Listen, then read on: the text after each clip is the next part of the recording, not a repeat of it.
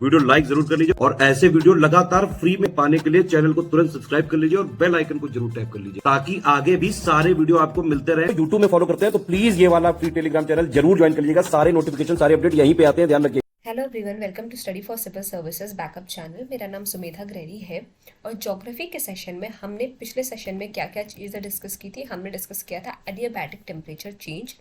इसमें क्या होता है, जब सिस्टम में ना ही हीट का गेन हो और ना ही हीट का लॉस हो पर तब भी टेम्परेचर में आपके चेंज आ जाए, तो इस सिचुएशन को हम क्या बोलते हैं, एडियाबैटिक टेम्परेचर चेंज। क्या हो, ना ही हीट का जो है आदान प्रदान हो ही ना, ठीक है, ना ही हीट बाहर जाए सिस्टम से, ना ही हीट अंदर आए, तब भी अगर टेम्परेचर में चेंज आता है तो हम उस चेंज को क्या बोलते हैं, उस प्रोसेस को क्या बोलते हैं, एडियाबैटिक टेम्परेचर चेंज। अब जिस रेट पे यहाँ पे जिस रेट पे टेम्परेचर लॉस होता है उस रेट को क्या बोलते हैं, rate of adiabatic temperature loss. ठीक है, ये कुछ इंपॉर्टेंट पॉइंट था। फिर आ जाते हैं हीट लॉस पे। हीट लॉस क्या है, अब जैसे ही आप शहर की ओर आएंगे तो क्या होता है, गर्मी बढ़ जाती है, ठीक है, ग्रीनरी होती नहीं है, बिल्डिंग्स हैं, पोल्यूशन है, तो क्या होता है, अर्बन एरियाज का टेम्परेचर हमेशा जो है रूरल्स या गांव से जहाँ पे ग्रीनरी ज़्यादा है वहाँ से क्या होता है, ज़्यादा होता है टेम्परेचर। ठीक, ऐसे एरियाज को, ऐसे अर्बन एरियाज को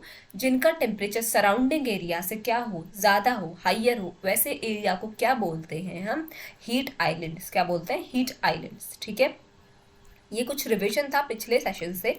आज स्टार्ट करेंगे नया चैप्टर और नया topic, atmospheric pressure and winds. ठीक, एटमॉस्फेरिक प्रेशर यानी वायु दबाव क्या होता है। वायु दाब क्या होता है, the air which is mixture of several gases exert, या फिर हम कहेंगे वो क्या करती है, बहुत ज़्यादा उस पर वेट की वजह से अपने क्या होता है, प्रेशर एक्सर्ट करती है। The air which is a mixture of several gases exerts pressure through its weight. अपने वेट की वजह से वो क्या करती है, प्रेशर एक्सर्ट करती है बहुत ज़्यादा। एयर प्रेशर और atmospheric pressure is defined as a total weight of mass of columns of air above per unit area at sea level. Air pressure या एटमॉस्फेरिक प्रेशर क्या होता है, किस तरीके से डिफाइन किया जाता है, total weight of a mass of a column of air, एक कॉलम ऑफ एयर के मास का टोटल वेट। ठीक है, कैसे, of air above per unit area at sea level. Sea level पे पर यूनिट एरिया के अबव जो एक कॉलम ऑफ एयर के मास का वेट होता है उसको हम क्या बोलते हैं, एयर प्रेशर या एटमॉस्फेरिक प्रेशर। ठीक है, the atmosphere is held on the earth surface due to gravitational force of the earth. अब हम भी खड़े होते हैं धरती पे तो क्या होता है, हमें ग्रेविटेशनल फोर्स एक्सर्ट कर रहे होते हैं। ठीक है, क्या हमें ग्रेविटेशनल फोर्स की वजह से, उस पुल की वजह से ही तो खड़े होते हैं। जब हम स्पेस में एस्ट्रोनॉट्स जाते हैं तो क्या होता है, ग्रेविटेशनल पुल उनका खत्म हो जाता है, इसी नाते तो वो उड़ने लगते हैं, खड़े नहीं हो पाते, एक जगह स्थिर नहीं हो पाते हैं। इसी तरीके से atmosphere is held on the earth. जो एटमॉस्फेयर है वो अर्थ पे क्यों है, क्योंकि वो एक ग्रेविटेशनल फोर्स है अर्थ की जिसकी वजह से वो पुल करती है उस चीज को। ठीक है, तो atmosphere is held on the surface of the earth due to the gravitational force of the अर्थ।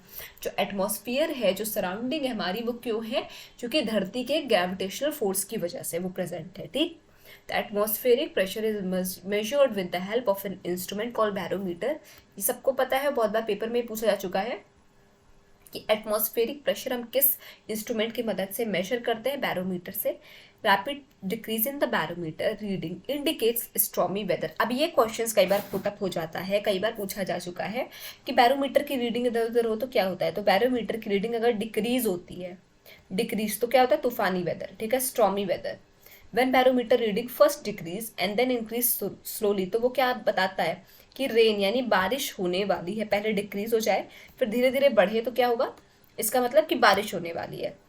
और कंटिन्यूअस अगर उसमें इंक्रीज आ रहा है तो वो क्या बताता है, anticyclonic condition and a clear weather. वो क्या बताता है कि एंटी साइक्लोनिक कंडीशन है और एक क्लियर वेदर का इंडिकेशन होता है।